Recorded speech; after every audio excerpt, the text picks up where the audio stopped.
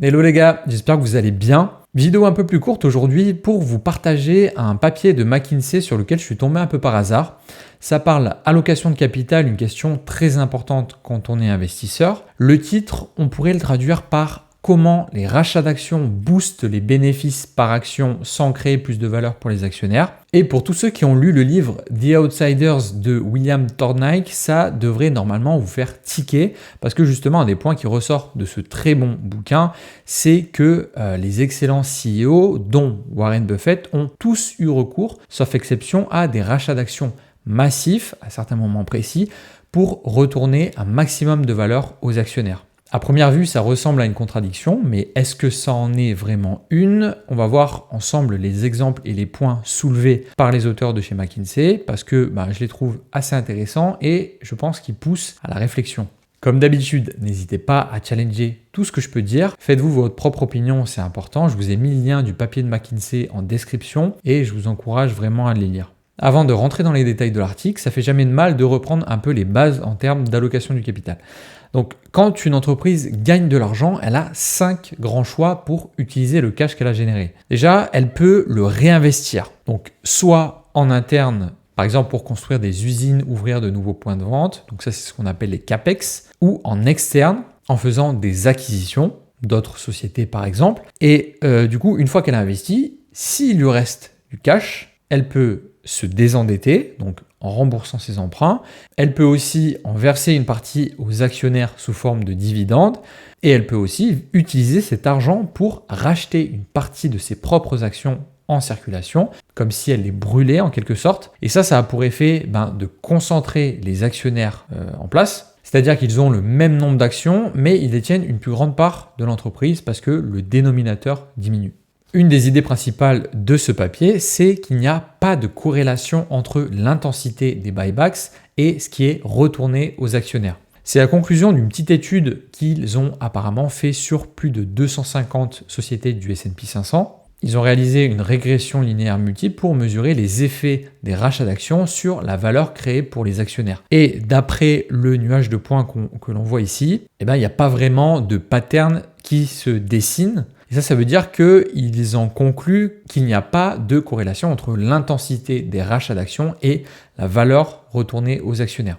Alors personnellement, je n'ai pas la compétence ni l'envie de commenter la méthodologie qu'ils ont utilisée pour réaliser cette étude. Moi, ce qui m'intéresse plutôt, ce sont les raisons derrière cette conclusion.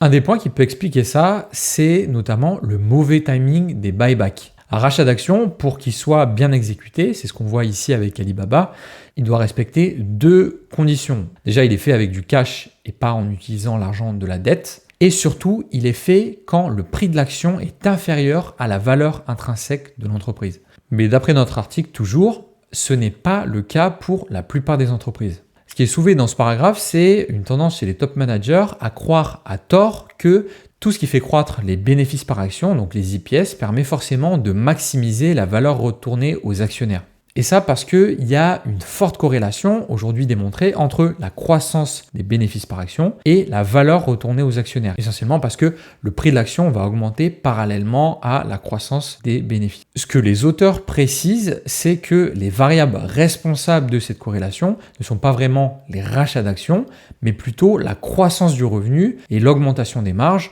avec un ratio comme le ROIC qui mesure le cash généré par rapport aux capitaux investis, qui est corrélé à la valeur retournée aux actionnaires. Et du coup, c'est vrai que les rachats d'actions font mécaniquement augmenter les EPS, mais la valeur retournée aux actionnaires derrière n'est pas toujours au rendez-vous.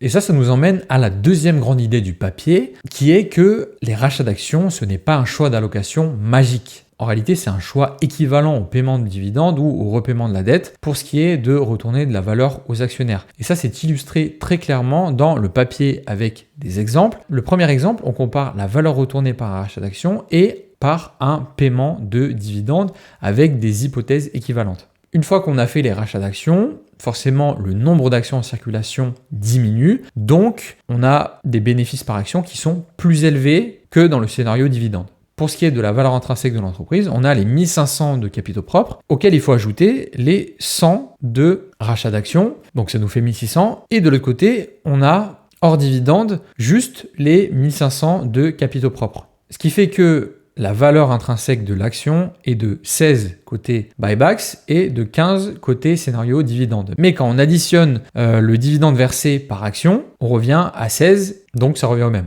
Alors le commentaire qu'on pourrait faire et le truc dont il ne parle pas vraiment ici, c'est que les rachats d'actions, ils ont l'avantage d'être tax efficient, comme on dit, par rapport au paiement de dividendes.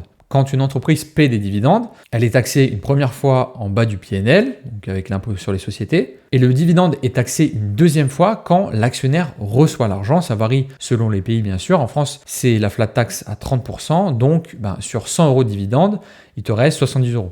Ensuite, ils font un deuxième exemple où ils comparent la valeur retournée par un rachat d'actions et par un repaiement de la dette. Alors là, je ne vais pas forcément rentrer dans les détails parce que c'est un poil plus complexe. Le fait de repayer de la dette, ça vient modifier la structure du capital, donc le pourcentage de dette et de capitaux propres, et le P/E ratio. Mais grosso modo, la conclusion de l'exemple est la même. À hypothèse équivalente, la valeur retournée est la même. Là, on a 14 à droite et à gauche.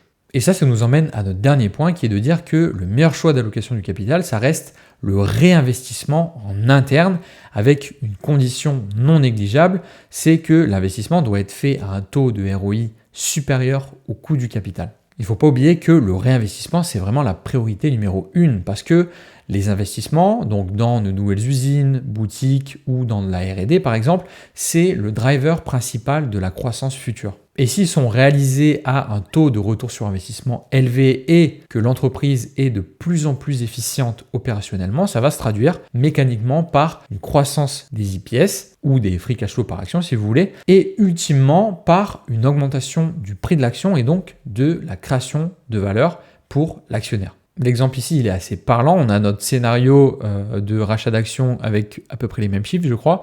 Et en face, on a un scénario de réinvestissement où, du coup, au bout d'un an, on n'a plus 100 € de bénéfices, mais 115 € parce que les 100 € en année zéro, ils ont été investis à un taux de ROI de 15%, ce qui est relativement correct. Et là, on voit toute la puissance parce que déjà, en termes d'EPS, on est bien supérieur au rachat d'actions avec 1,15. Et du coup, à ratio de valorisation équivalent, on a une valeur intrinsèque par action qui est plus élevée aussi. Et du coup, c'est seulement après avoir réalisé les investissements qui vont alimenter la croissance du revenu et éventuellement la croissance des niveaux de marge qu'on peut discuter de comment allouer l'excédent de cash qui est généré. Et là, encore une fois, on revient à notre triptyque. Donc, on peut déleverager le business en remboursant de la dette. Ça, c'est souvent une très bonne option pour faire baisser le niveau de risque de faillite. Et après ça, on a deux grands choix avec un supplémentaire qui est quand même qu'on peut tout simplement accumuler du cash. Et ensuite, on a les deux derniers choix, racheter ses propres actions ou payer un dividende. Pour terminer, j'aimerais qu'on parle d'une catégorie d'actions prisées par certains investisseurs, les cannibal stocks. Comme leur nom l'indique, ce sont des sociétés cotées qui rachètent massivement leurs actions. Sur la slide affichée, je vous ai mis une liste d'exemples faite par Monish Pabrai avec le pourcentage de réduction des actions en circulation en 10 ans et vous voyez que les chiffres sont assez impressionnants. Pour rappel, un taux de 50% sur 10 ans, ça veut dire que ceux qui restent investis pendant cette période voient leur participation doubler en pourcentage de détention de la boîte. Alors le principe de départ de ces cannibal stocks, je peux le comprendre éventuellement, mais il y a quand même des choses qui me gênent énormément. Premièrement, c'est que la qualité des sociétés de cette liste, elle est très aléatoire. Je ne veux pas mettre tout le monde dans le même panier parce que je vois quand même des beaux noms dans cette liste, les AutoZone, O'Reilly, Visa, etc., etc.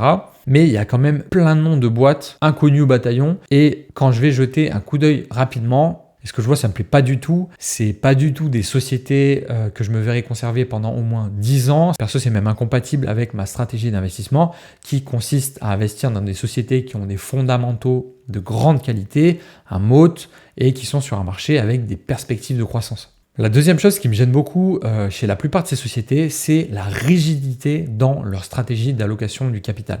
Pour moi, on est sur l'équivalent des sociétés type dividende aristocrate, mais pour les rachats d'actions. Je pense qu'il y a beaucoup de sociétés qui sont piégées dans un schéma de retourner toujours plus aux actionnaires année après année, alors même que le payout ratio devient trop élevé et où elles pourraient investir davantage d'argent dans le business. Et je pense qu'il y a des top managers qui ne veulent pas sortir de ce schéma-là par peur de froisser certains investisseurs qui sont là pour les dividendes ou pour les rachats d'actions et de voir le prix de l'action baisser. Une des caractéristiques fondamentales des plus grands allocateurs de capital, c'est justement l'opportunisme. C'est une caractéristique qui est très bien illustrée dans le livre justement The Outsiders et parfaitement incarnée par le GOAT Warren Buffett. Warren Buffett, il respecte certains grands principes, mais il ne se restreint pas avec plein de règles. Il essaie de prendre la meilleure décision à un instant T et il n'hésite pas à être créatif quand il investit. En témoignent certains de ses trades où il n'a pas payé les actions dans lesquelles il investissait en cash, mais plutôt en échangeant des actions qu'il possédait déjà. Bref, l'allocation du capital, ce n'est pas une science exacte, c'est une discipline relative. Ce qui est optimal aujourd'hui ne le sera peut-être pas demain, et c'est cette flexibilité qui distingue justement les entreprises qui créent réellement de la valeur sur le long terme. Voilà, c'est la fin de cette vidéo.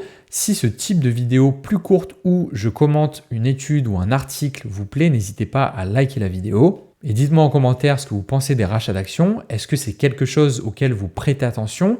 Est-ce que vous préférez les dividendes? Si oui, pourquoi? J'aime beaucoup avoir vos retours, c'est super intéressant. Comme d'hab, je vous remercie d'être resté jusqu'à la fin de la vidéo, c'est super important. On se retrouve dans une prochaine vidéo. Ciao!